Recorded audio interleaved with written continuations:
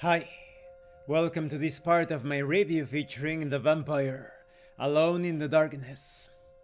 This is a solo slash cooperative slash traditional tabletop RPG, where you play as vampires, trying to survive the long night. The core system is similar to that employed in Legacy of Cthulhu.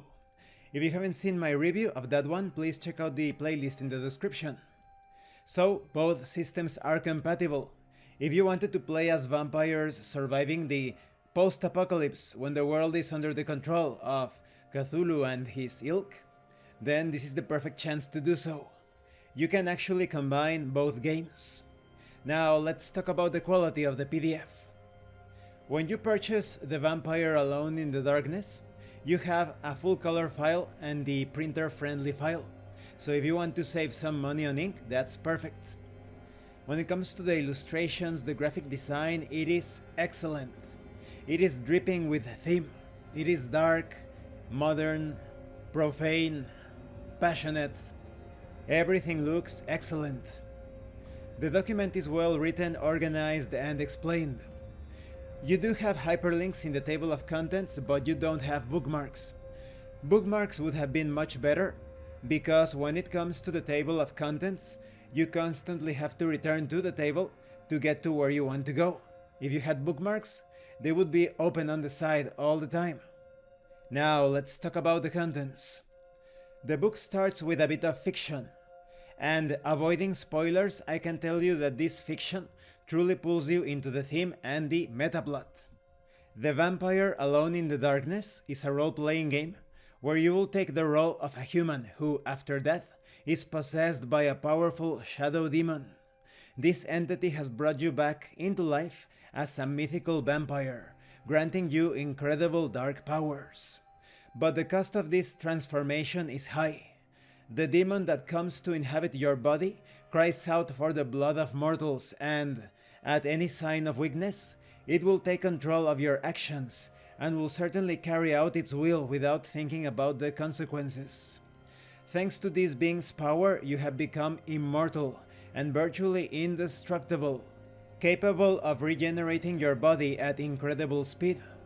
Your only weaknesses are fire and sunlight, powers that can destroy the shadow demon inside of you and thereby end your timeless existence. As I have mentioned at the beginning of this review, you can play this as a solo game, as a co-op game without a game master, but also in a traditional style. And what do you need to play? You will need this book, of course, pencil, eraser, sheets of paper, 2 10-sided dice of different colors, a character sheet for each of your characters. This role-playing game comes with a set of tiles or maps that you should print. But if you want to use your own tiles, maybe you have some sort of board or any other pieces that could serve as tiles, or you want to create your own tiles, there is nothing stopping you from using those. It is also recommended that you keep a journal of your experiences. An audio recording could also work. Now, the world of Vampire Alone in the Darkness is similar to our historical setting. The presence of vampires and other creatures of darkness occurs discreetly, with no direct relation to the significant events of the world.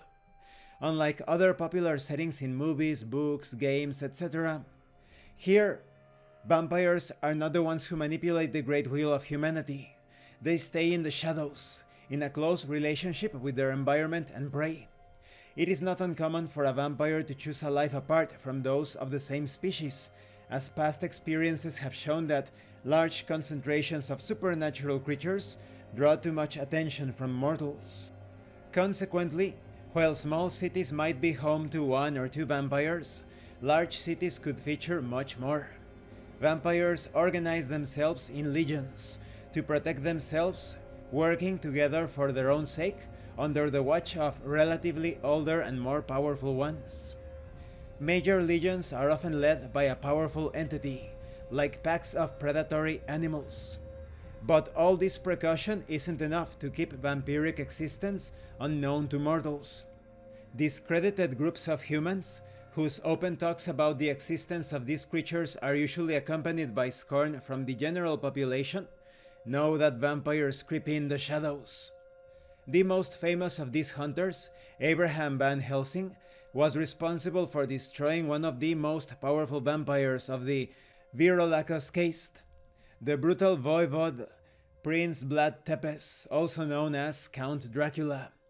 Aware of the risks, some isolated vampires try feeding on animals and mortals who live in remote places, whose existence is little remembered. Let's talk about the legions. Legions are groups of vampires who, at the surface, aren't profoundly organized or political and tend to let their members come and go without much formality. Vampires who choose to live in big cities are usually part of a single legion. Any vampire can openly question the rules and rituals imposed by a legion, or even the role of a tribune, seeking to solve their issues with another shadow demon by strength if they see fit. A vampire who feels offended by another or disagrees with an action or law may invoke a personal challenge, requiring retraction for some crime or imposition. The offender, real or not, has two choices: accept the challenge or request for forgiveness. The blood challenge can also remove a tribune from their post, making the challenger, if victorious, the new occupant of the position.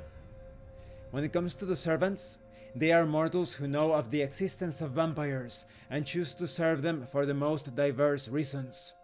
Servants are vital for the survival of a vampire and even an entire legion.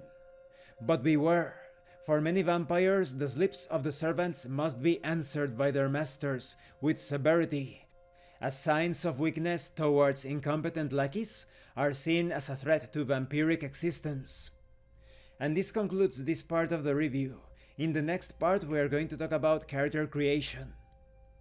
I really like the theme, even though it is not unknown for those that like horror fiction, modern fantasies. It is a tried and true method and will certainly be for the enjoyment of anyone who wants to play solo or cooperatively. You can also play this as a traditional tabletop RPG, but I think you should take advantage of the solo mechanisms and the co-op mechanisms as well. Thank you for watching this part of the review, and thank you for your likes and your comments. If you have any questions or comments, please let me know. And thank you so much to those of you that are going the extra mile to support the channel. If anyone else wishes to further support the channel, the information on how to do that will be in the description below. This has been Abraham El Jaguar, a professional game master. If you want me to run a game for you, please check out the pinned comment below. And remember, it is better to roleplay and fail in character than not to roleplay and fail as a player. Once again, thank you, and see you later.